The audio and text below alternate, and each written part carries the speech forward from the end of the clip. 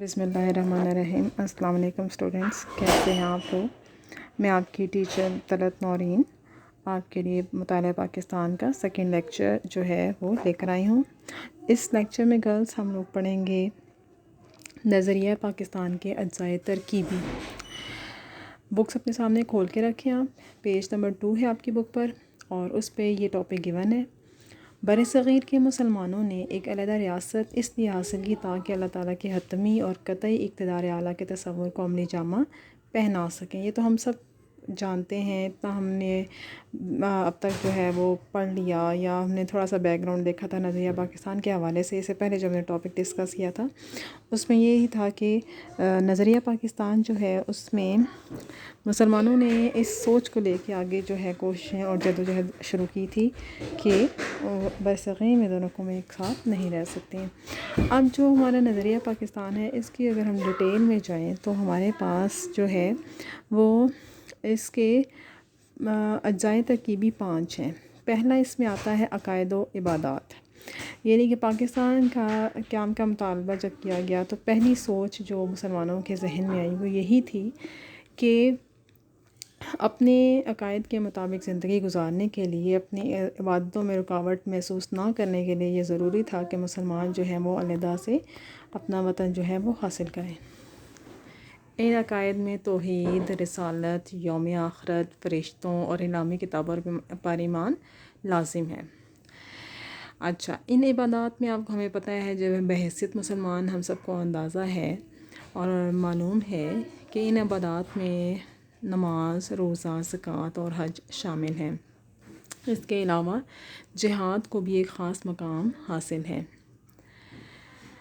اب یہ ساری گرلز یہ ساری دیکھیں باتیں اگر ذہن میں رکھتے ہوئے ہم یہ سوچیں کہ ہندو جو مسلمانوں کے ساتھ اتنا بغض رکھتے ہیں، کیا ان کے ساتھ رہتے ہوئے ہم اپنی نماز کو بغیر کسی خوف و خطر کے پڑھ سکتے ہیں؟ روزہ جو ہے اس کا اچھے طریقے سے اہتمام کر سکتے ہیں؟ زکوٰۃ دیتے وقت ہمیں خیال رکھنا ہوگا کہ جو زکوٰۃ کے وہ ہیں اصول ہیں ان کو سامنے رکھتے ہوئے کیا ہم واقعی ہی زکوٰۃ صحیح طریقے سے ادا کر رہے ہیں، کن حقدار کو ان کا حق مل رہا ہے یا نہیں مل رہا؟ اور حج کی ادائیگی کے لیے بھی جس طرح سے مسلمان بہت زیادہ پرجوش دکھائی دیتے ہیں، وہ سب کچھ کرنے کے لیے ہمیں پھر اپنے جو ہے ایک علیحدہ وطن کی ضرورت ہے۔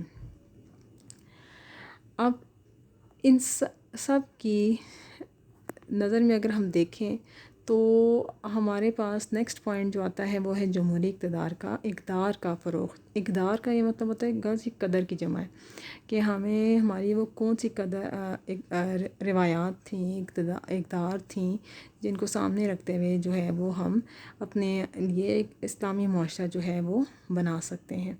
اسلامی معاشرہ، ریاست اور معاشرے کی بنیاد مشاورت پر ہے۔ مشاورت مطلب کہ ہم نے اس کی بنیاد جو ہے وہ مشورے پر رکھی ہوئی ہے، یعنی کہ ہم اسی کو ہم اب ماڈرن ٹائم پیریڈ میں جیسے ہم کہتے ہیں تو ہم اس کو جمہوریت کا نام دیتے ہیں، کہ لوگوں کی رائے جو ہے اس کو اہمیت دی جائے گی اور ان کی رائے کو سامنے رکھتے ہوئے جو اکثریت کی رائے ہوگی پھر اس کے اکارڈنگ ہم نے فیصلہ کرنا ہے۔